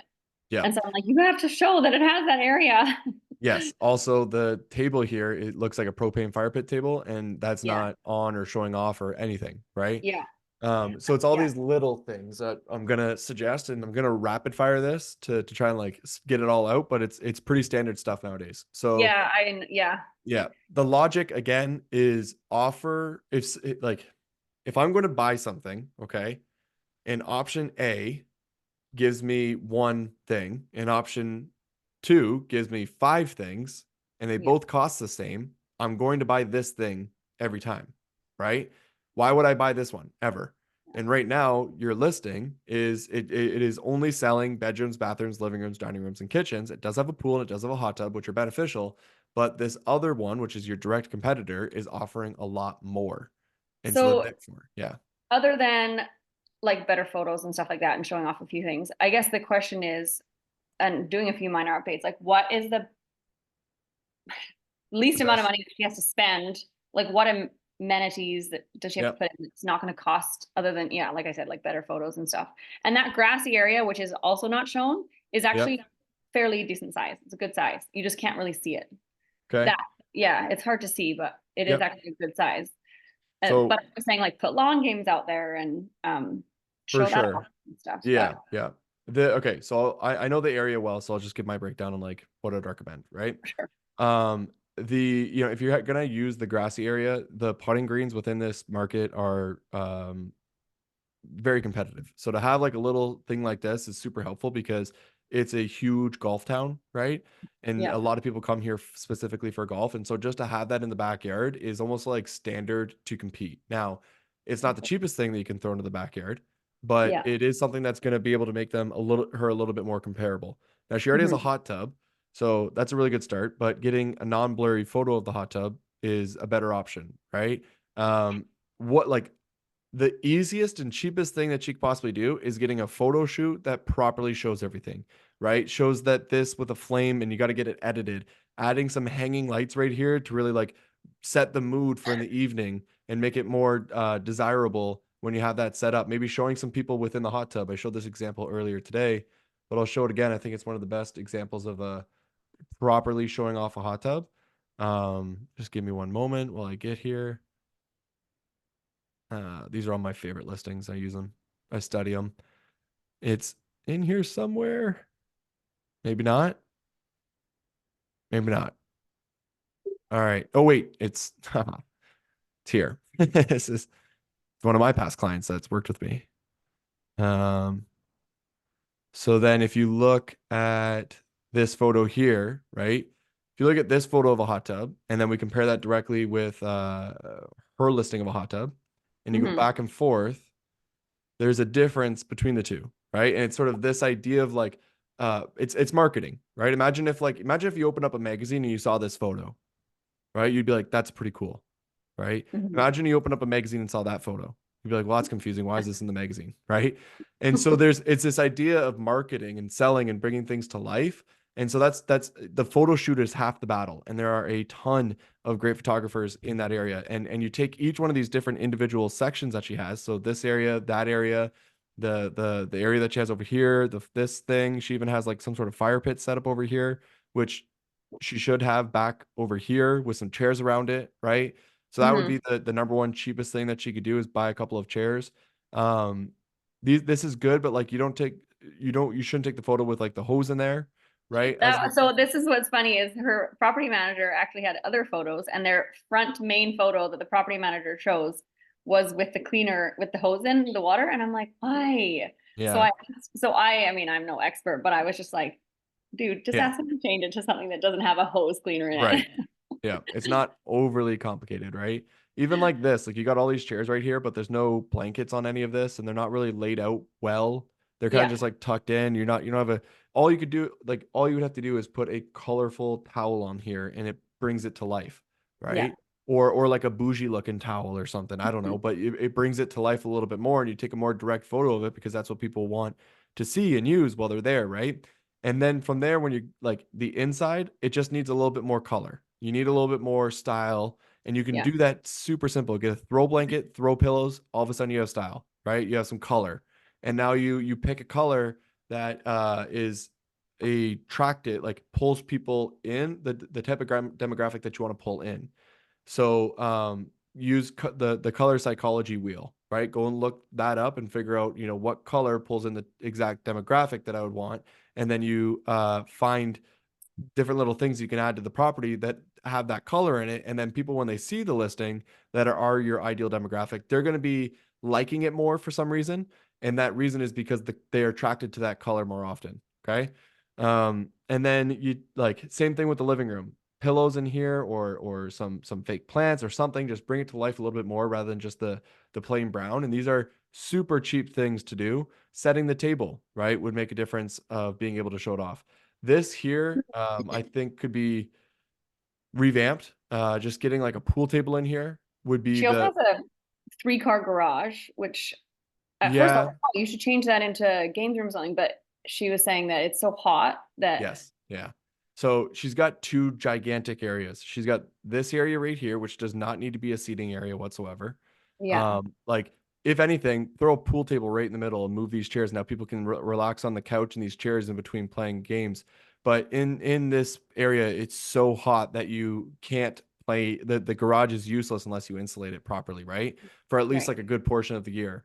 And when you have these massive interior spaces with a desk that nobody's going to use, some weights that probably nobody's going to use, and then a table that maybe some people are going to play some cards here and there, but not enough to for somebody to look at this and be like, "Oh, we got to book this place out. It's got a table there." You know what I mean? Like that's the kind of reaction you want out of people. Yeah. And So you what would you have put there instead in that room? Like if you put a pool pool table. table, pool table. Oh, and then what about in the other room then? Well, I guess okay. So let's actually. Sorry, good point. What I would do is I would put the pool table here, and I'd take that black couch and those black chairs, and I would add them here, and then I'd take this table and maybe move it over there, and then I would put a poker set on top of this table and take proper photos of it, right? Mhm. And then and probably get rid of the desk that's in here, and you can leave the weights, that's fine, but I'd be worried about smashing the tile. But that's what I would do. And then you want to add some decor on here that's going to be a little bit more fun and exciting rather than just these like brown tones throughout the entire home, right?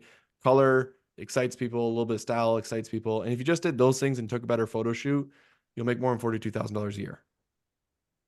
Does that make sense? Yes, that makes sense. I will pass Okay. all this along to her. Okay. A rule, yeah, there's a rule just recommended this YouTube video, and I think it's a good one to recommend as well. So a rule's a client of Yeah, I mine. just was looking at You're it looking right. at it? Okay. Well, I just pulled up the chat in here. It's where is it?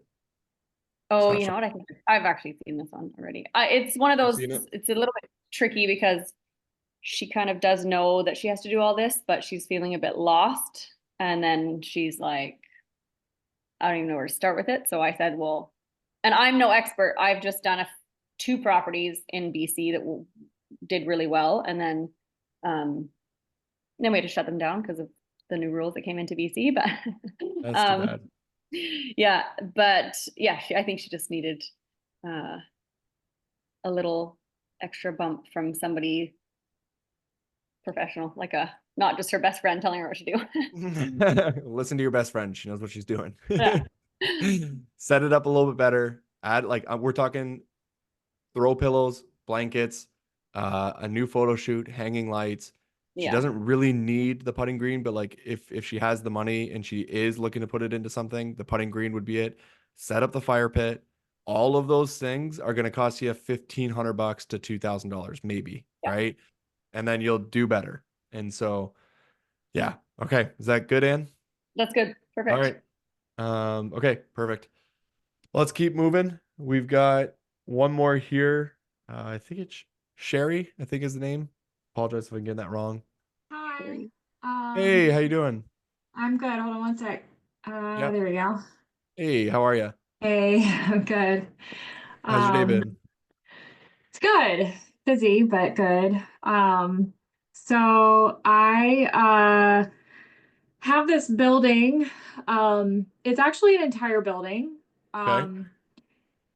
There were 13 units available. I've spoke with the broker today. She let me know that I guess 5 of the units have already, it's an arbitrage property. So there's one big there's 13 units in the building. There's one big master lease that the current operator has. They've been operating for, I guess, a little over a year and a half.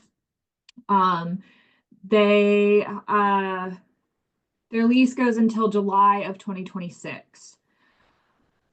Reason for them getting out is they are saying they want to invest in some other properties and do some multifamily and I guess guess, some bigger things where they're trying to purchase. They've been operating this property long enough. It sounds like they've made some good money on it.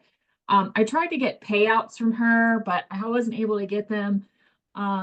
Their total revenue, gross revenue for 2023 was 600K. I gotta pull the numbers up really quick. And they won't show you proof of that? Well, she sent me like screenshots. I asked her for the actual payouts, and she is supposed to get back to me like today or tomorrow. So Okay. all to say is there is, let me go to my notes. Okay, so there are a total of there's 2 studio-sized units, 6 one-bedroom units, and 4 lofts. And then there's 1 accessible unit on the bottom floor.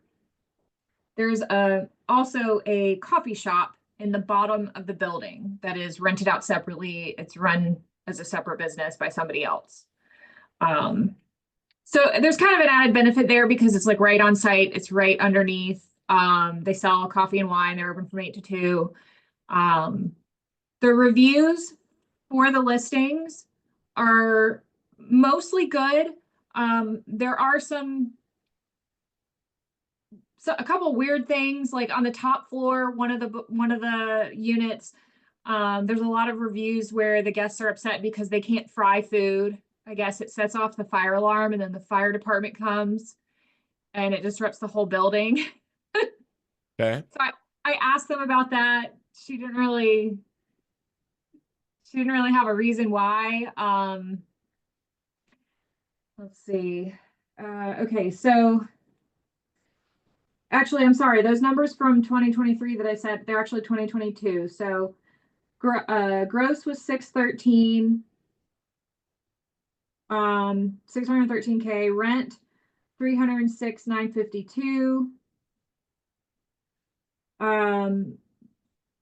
Furniture 1,108. And I don't know how you want to put this in here because the way they gave it to me is like, supposedly he did some renovations, and you can see with the design and the furnishings and everything. It's Okay. Let me ask some questions to figure this out. okay. Okay. So, if I were you, I would never in a million years take their word for this number here without actually seeing anything. So Yeah. I don't care how trustworthy they are. Don't do that. And then could you send me a link to the Airbnb? I'm trying to find it myself. Oh yeah, sorry. No, it's okay. 1 second. I might be able to find it, but if you've got it on hand.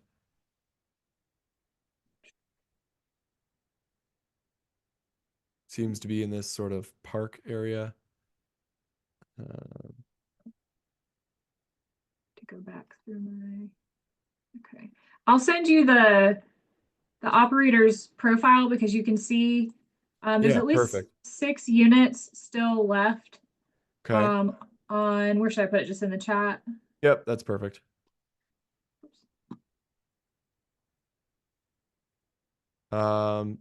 That did not go through if you put it through yet. Okay. You want to make sure that you're sending it to everyone in the meeting. Yeah. Okay, Perfect. there we go. It's just my mouse was being weird. All right, no worries. That happens. Okay. So these are the units here. Yeah. Okay. Some of them are no longer active. They were taken over by, there's 2 other operators now. So there were originally 13 units.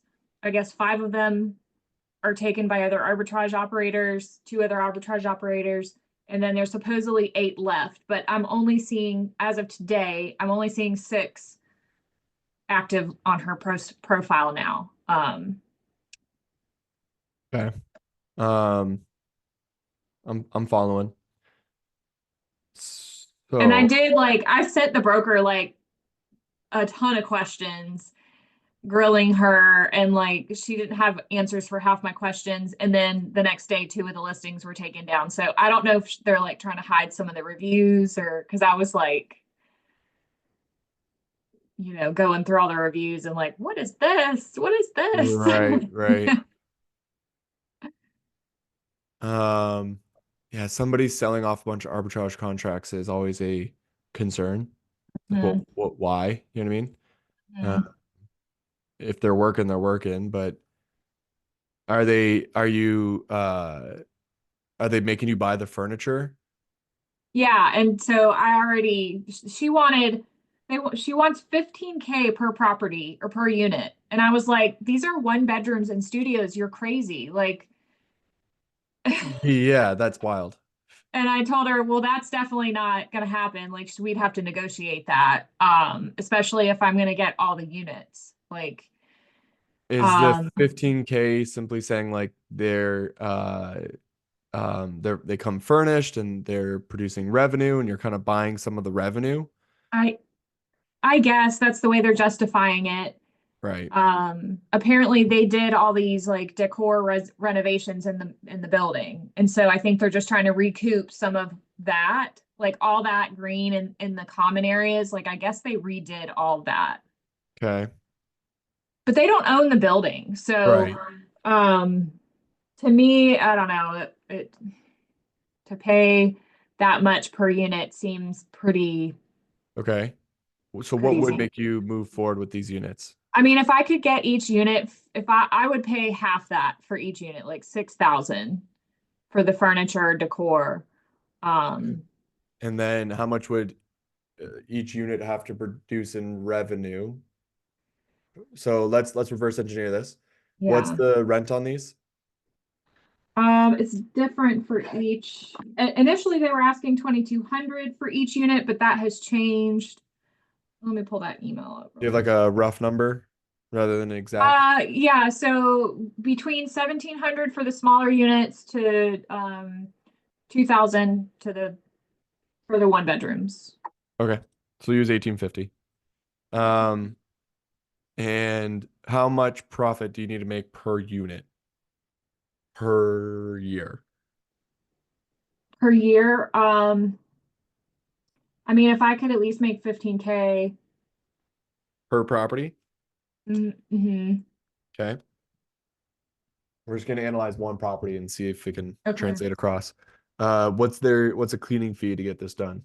Oh, I have that. Well, I looked at the listings. The cleaning fee they have on the listing is $75. Okay. But you don't know what the cleaners cost? I don't. Okay. Let's say that they're $25 an hour and it takes them 2 hours to clean it. I would assume that that would be fairly reasonable for a one bedroom. So we'll put that at $50 per Mhm. turnover. Maybe it's 75. You know what? Let's just go 75 just in case. I'm doing 7 turnovers per month. That might be a little low for a one bedroom, but we'll leave it at that. The amenities on a monthly basis is probably gonna be about $50. It is a one bedroom. That's probably Mhm. high. You're probably not paying for the water because you're renting the place. The electricity, do you have any idea what that goes for? Um, I think it's pretty low because in 2022, their annual cost on utilities was only $9,000 for the entire building. Okay. And you said there's 13 units? Yes. I don't know if that's accurate. That's just what's on their P&L. Okay. It's So not a it's a pretty reasonable number, I guess what I'm trying to say. $60 for a low one bedroom. yeah, Any gas or is that all of the utilities? that Okay. was all the utilities. Yeah. Okay. And then no, is there an HOA? No. Okay. Internet is pretty standard, Netflix, and then maintenance, all pretty standard stuff. So you would need to make, where do we go from here? Okay. So if we go, I figured out how to do this last time we were on the call, but I can't remember now. So we got the total amount. Okay, sorry, I'm math in front of everybody. Okay. So your rent is going to be about $22,000 a year, and your total expenses are 10,000, right? Your profit is 15,000. And so Mhm. then therefore, if we take the rent for the year and we add also the expenses and profit for the year, we get the total amount, which is 22,000 plus 25,000. And that comes out to $47,000 a year that each of these units have to make for you to be able to walk with $15,000. Okay. Okay. Now, because there's so many of them, it's got to be like 55 to 40. Like it's got to be within this range Yeah. of confidence. And then some will do better, some will do worse, but on average, could they hit that 47? Okay. Okay. So let's take a look. This is interesting. I grabbed all the one bedrooms. So while you were grabbing that information, I just kind of grabbed the sort of condensed area of Atlanta, right? Or so the downtown core of Atlanta. I might have gone a little bit too tight here, maybe not. It looks like we got a lot more going on over here than I thought originally. And I specifically narrowed it down to studios and one bedrooms because it seems like every one of these units is at least a one bedroom. Yeah. Okay. And then I also put it as apartments only. Yep. I know yours isn't like a high-rise apartment, but it still is an apartment. It still is an apartment. So we're kind of good there. And so now we have a condensed area and the type of properties that we want to look at. And they need to make $47,000 a year on average. So let's take a look.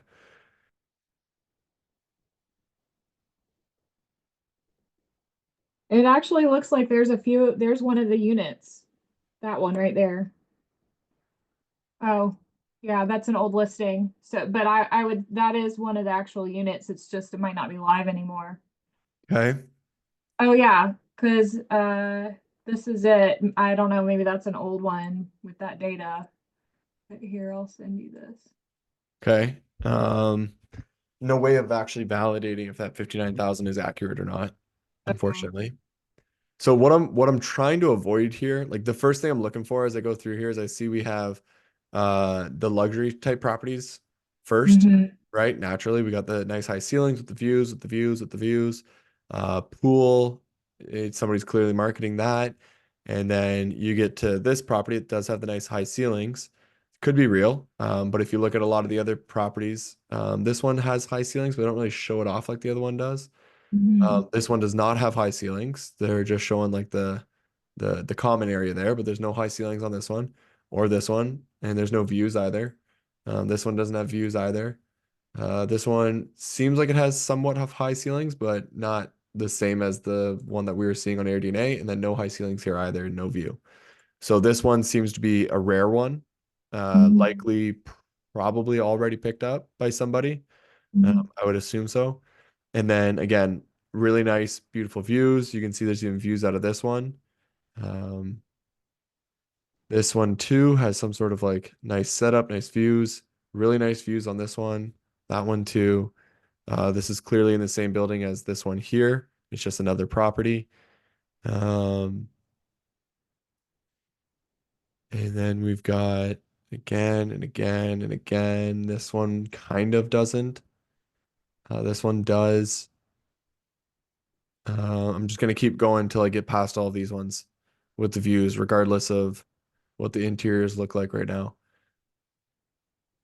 Because I'm trying to find like every one that seems to be still available or at least still listed has no views and low ceilings, right? And those are both factors when renting out these types of Airbnbs is they want like Yeah, that they'll makes pay sense. more for it, right? Like think of a hotel room. Do you want the skyline views or you're gonna be on floor one, right? It's Right, a big yeah. difference.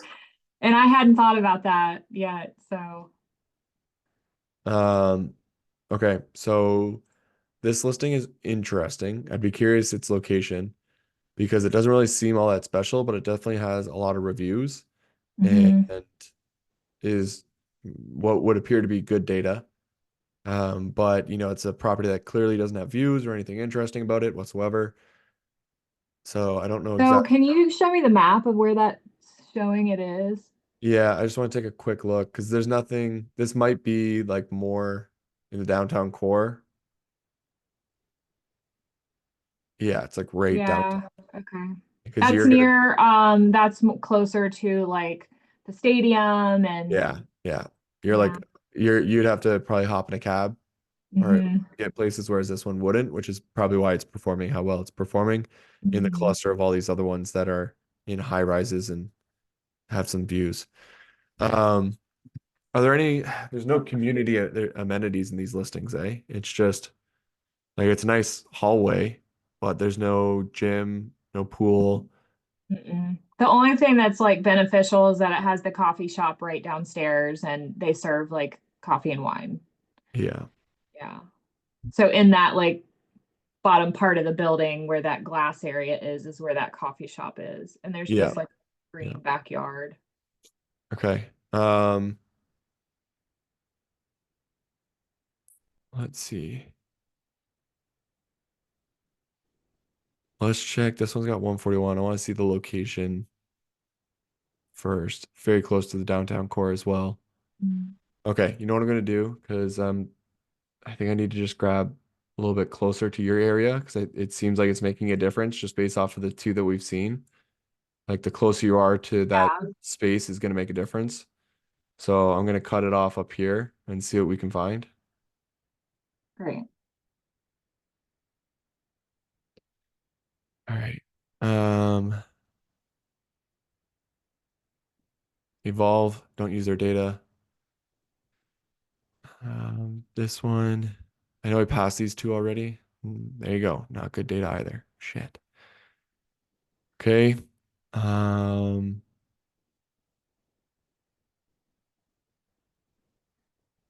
132, 1 week, 2 weeks, December, October, September, August, July, June. Like this is solid data. Does have the views. It's not a great listing, but it does have views. It's roughly the same size. It comes in a building that has quite a bit. Mm-hmm. So I wouldn't say that you'd be able to beat that one. Here's one that kind of looks similar to yours, where it's like a good style and design, Yeah. not in like a high rise.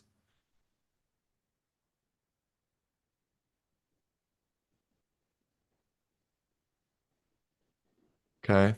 Appears to be good. Very tight living room setup there, but Yeah, that seems kind of similar. super And similar. Yeah. yeah. Very, very, very comparable property. And that one is doing 41. Okay. And then let's see this next one here. 2 weeks, December. So if I were to bet on this, I would bet a lot of money that the reason you're only getting that $600,000 number is because they don't want to tell you which units are the losing units, Mm-hmm.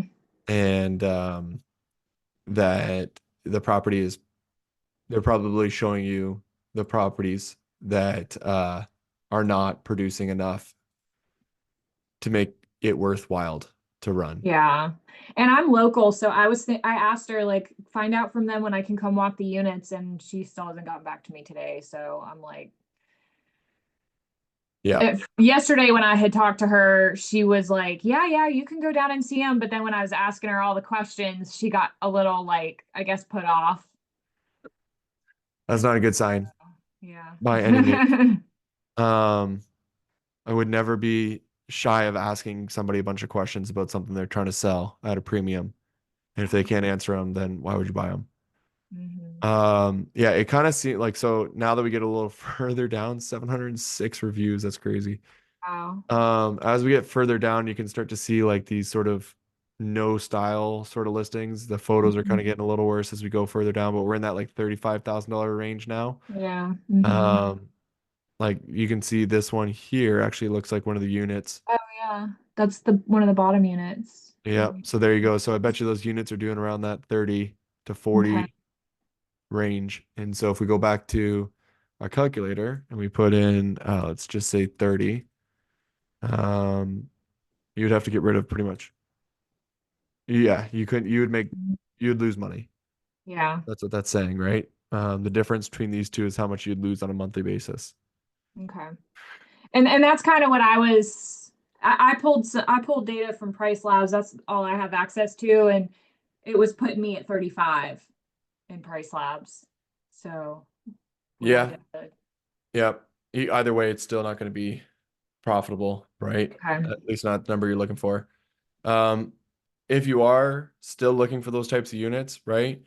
I'm not sure if you've done this yet, but this is like the number one recommendation is, as we saw, there were a lot of units, right? Mhm. And a lot of the top performers were in large buildings that had views, that had community amenities. And then we saw like a couple of bad listings that actually were um, very close to downtown. And it's like, okay, well, that's interesting, right? Like those would be, are they cheaper because they're not in like a big building, but you can still drive nearly the same revenue just based off of location?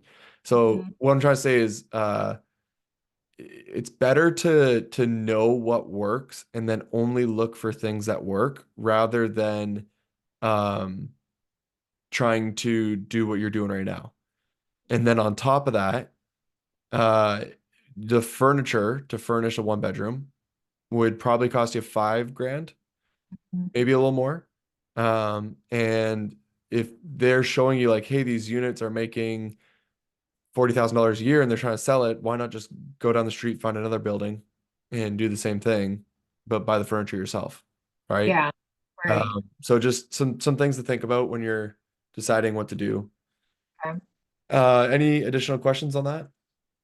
Um, just if you have any advice on how to approach other, because like I guess the one thing that's been hard for me is like how to find, because I don't, I use arbitrage as a means to get cash flow to eventually invest in the properties that I can buy. Yeah. So I guess I just don't know how to approach apartment buildings. Like I've approached individual business or homeowners, but I don't know how to go about apartment buildings. I have no idea either. I tried myself back It's in the okay. day.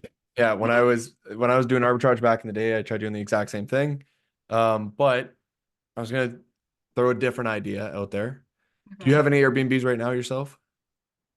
I do. I have a beach property in Topsail Beach, North Carolina that my husband and I own.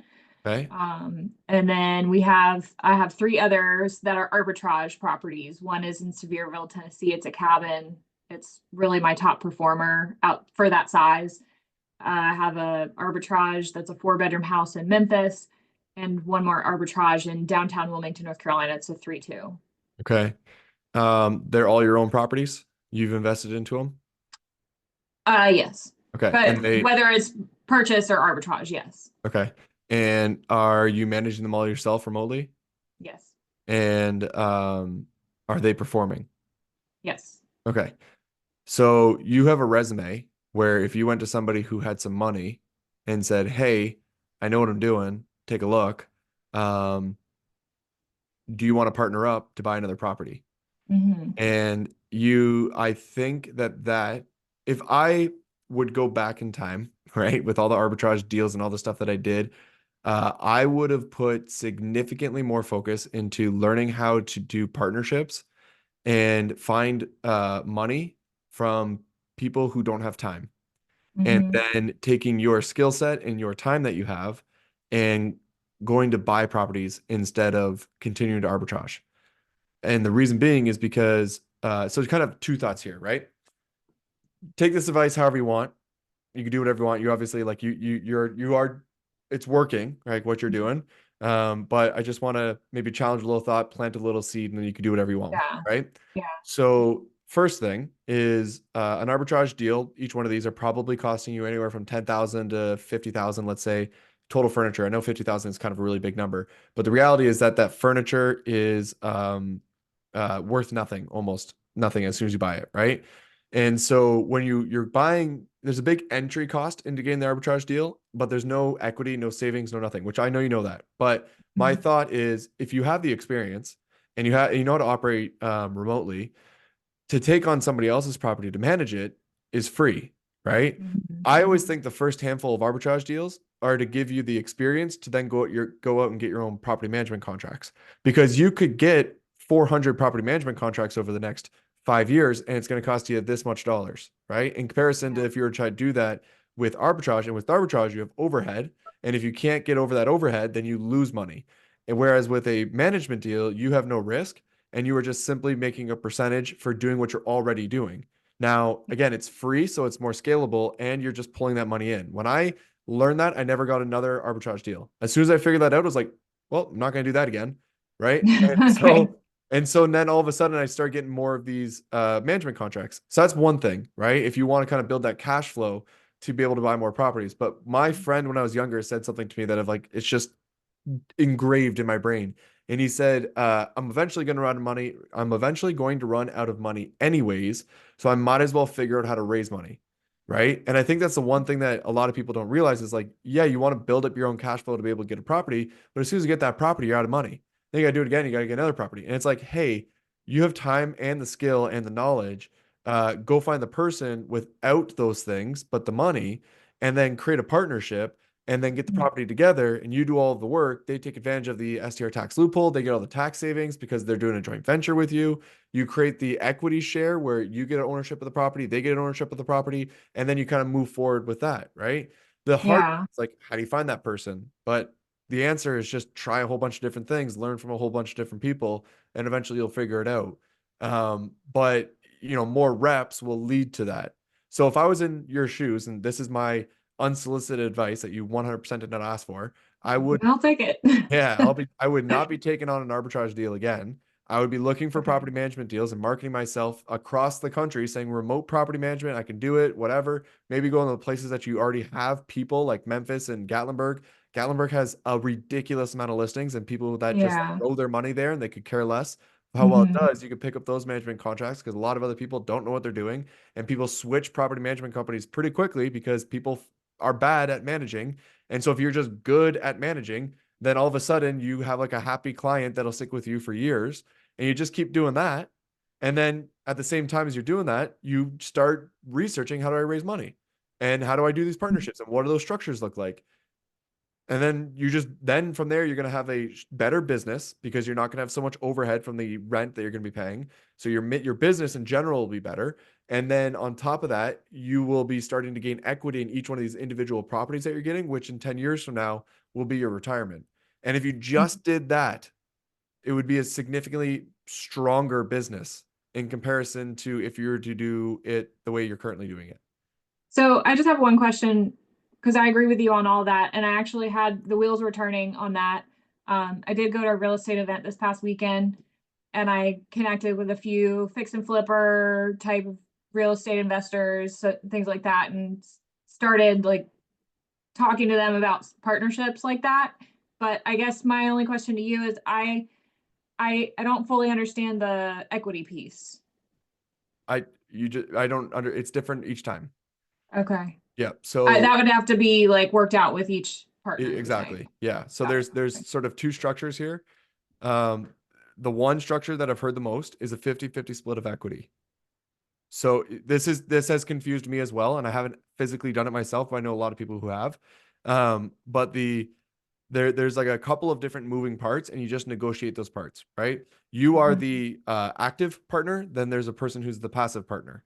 And as the active partner, you have to do all of the work, right? You've got to find the property, get the property set up, manage the property, take care of the property. You're putting all of your time in, but you're not putting any of the money in. And that's the trade-off, right? Now, Mhm. the person who's putting their money in, they're not going to do anything. And they're relying on you to be the expert, get the right property, manage it properly, and make them money. And then you make them money and you send that money to them and they'll keep sending you money and they'll tell other people, right? Yeah. But the structure is you got to negotiate the equity of the property, right? Usually, like let's say the first property where you haven't done this before, you give more equity to the person who's putting all the money in comparison to yourself, build up a little bit of a track record. So you're only going to take 25% equity of the property, they're going to take 75, but you're still going to do all of the work, right? Now, then you get to the management and the cash flow. How do you split that? Is that 50-50? Is that 25-75? Do you just take a management fee and let the person take the rest, right? Mhm. And so essentially what you need to do is just sort of play around with those ideas and just talk to people and be like, hey, I'm willing to like figure this out if you're willing to figure this out. Let's have a conversation, try and figure out what sort of structure would make the most sense. In the first 1, 2, 3, I think it's about getting reps in. I think it's about proving that you can do it. I think it's about proving that you can make people money. And once you've made people money, it's so much easier to get other people to give you money, right? To be able to Yeah. keep building up what you're doing and have a better infrastructure built out. So, yeah. And honestly, Yeah, that I'm not helps. the best. Thank you. Yeah, no problem. I'm not the best person on this either. Like I've scraped the surface of trying to understand it, there's other people out there that know it significantly more in depth in comparison to what I Yeah. do. Okay. Great. Okay, Well, thank you so much. No problem, guys. I'm 5 minutes over. I'm on dad duty, so I gotta hop off. Again, guys, if you're enjoying this, please share it. I know everybody's a part of some sort of Facebook group. Grab the link that's on the website and just throw it into there and let people know this exists. We have like 100 new people are showing up every single week, which is incredible. And I love the fact that all of you stayed here the entire time.